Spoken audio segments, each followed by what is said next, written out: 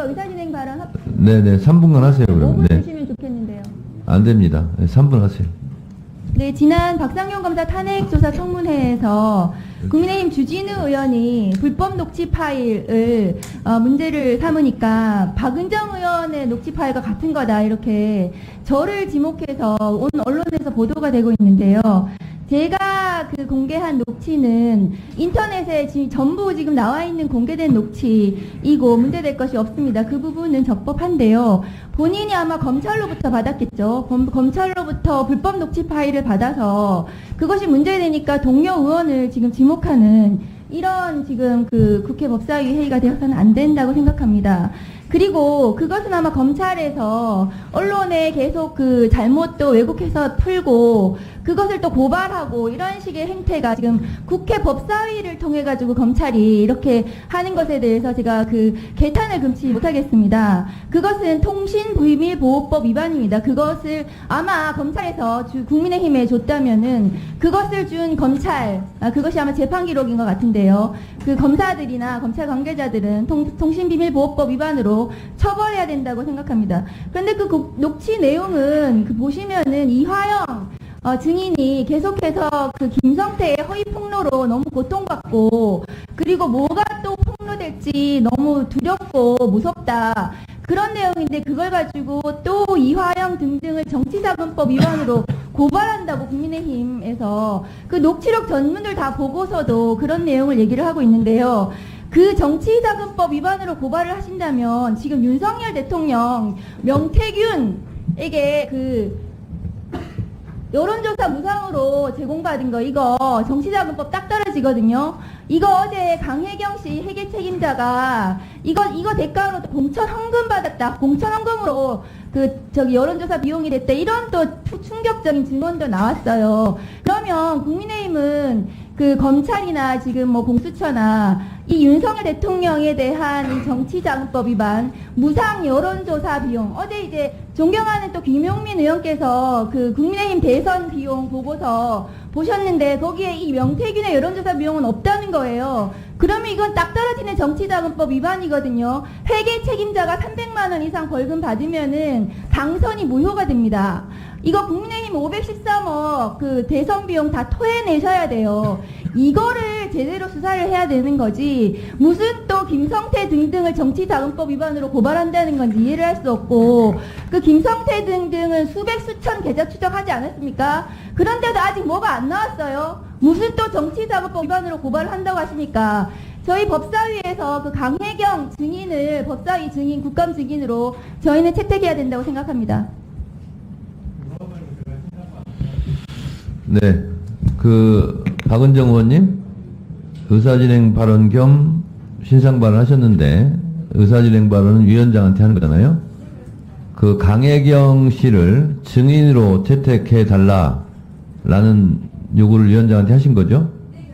네, 그러면 그거는 양 간사님들께서 협의해 주시기 바랍니다. 자, 그리고 오늘 국정감사 대법원 하고 있는데요. 대법원 국정감사 사안과 관련이 없는 의사진행 발언이나 이런 부분은 될 수 있으면 자제해 주시고 국정감사에 들어가는 것으로 그렇게 하겠습니다.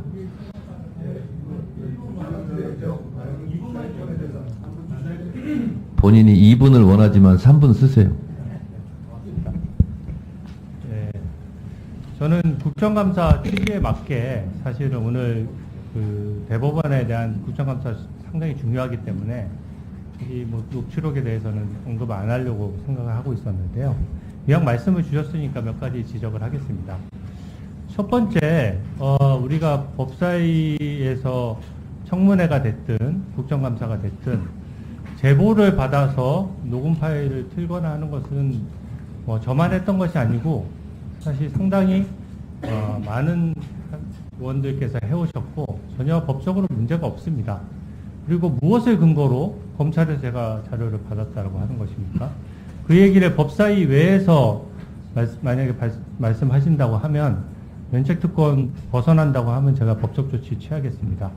저는 이미 검찰이 출처가 아니라고 밝혔고 또 출처에 문제가 없다는 사실도 밝히고 그 내용 부분을 했습니다. 그리고 뭐 짜깁기다 뭐 이런 내용까지도 말씀하셨는데 사실은 그 부분은 발췌인 것이죠. 오마이뉴스가 미리 보도했던 부분이나 우리 박은정 의원께서 먼저 말씀하셨던 그런 부분들은 앞부분에 있는 부분들을 발췌해서 말씀하신 것이고요.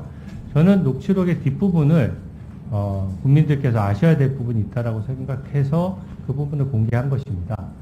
실제 이게 제일 문제되는 장면은 오히려 이런 전체적인 불법성을 따지려고 한다고 하면 사실 제일 문제되는 거는 김영태 변호사가 의뢰인인 유하영 부지사 몰래 녹음을 했다. 이게 문제가 되겠죠. 변호사가 아무리 변론권이나 접견권이 보장된다고 하더라도 몰래 녹음기를 숨겨가서 녹음을 한다는 것 자체가 굉장히 문제 있는 것이거든요. 그래서 그런 부분에 대해서 전체적인 불법성을 따지지 않은 상태에서 지금 그것만 따서 얘기하는 것 자체가 말이 안 되고요.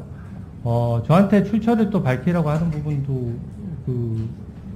제가 들었는데, 제보라는 것은 기본적으로 출처를 감추고 싶은 사람 내지 이 부분에 대해서 문제가 있다고 생각하는 사람들이 내부 제보를 한 것입니다. 근데 이때까지 민주당에서 수없이 해왔던 그 모든 제보들에 대해서 다 출처를 공개하시겠습니까?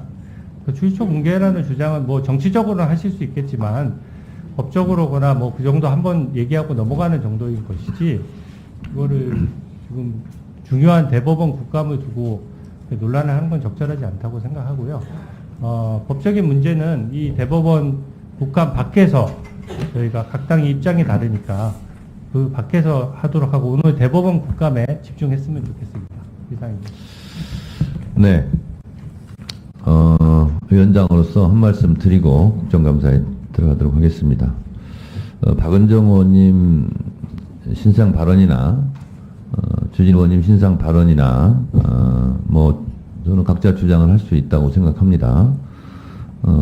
이 법사위 상임위 안에서 발언은 국회의원은 책임지지 않는다 하는 헌법 조항에 따라서 면책특권이라고 명명되듯이 그런 권한이 있는 거죠.